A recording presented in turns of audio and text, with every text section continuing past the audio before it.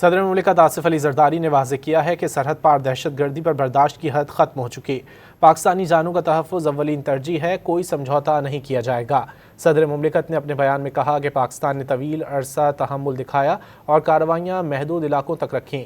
خبردار کیا کہ تشدد کے منصوبہ ساز، سہولت کار اور سرپرست کہیں بھی ہوں، دسترس سے باہر نہیں رہیں گے۔ یہ افسوسناک ہے کہ بار بار متنبع کیے جانے کے باوجود افغان حکام ان عناصر کے خلاف قابل اعتماد اور قابل تصدیق کارروائی کرنے میں ناکام رہے۔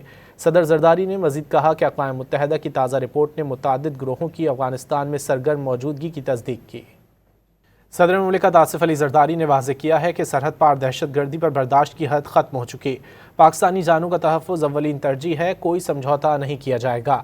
صدر مملکت نے اپنے بیان میں کہا کہ پاکستان نے طویل عرصہ تحمل دکھایا اور کارروائیاں محدود علاقوں تک رکھیں۔ خبردار کیا کہ تشدد کے منصوبہ ساز، سہولت کار اور سرپرست کہیں بھی ہوں، دسترس سے باہر نہیں رہیں گے۔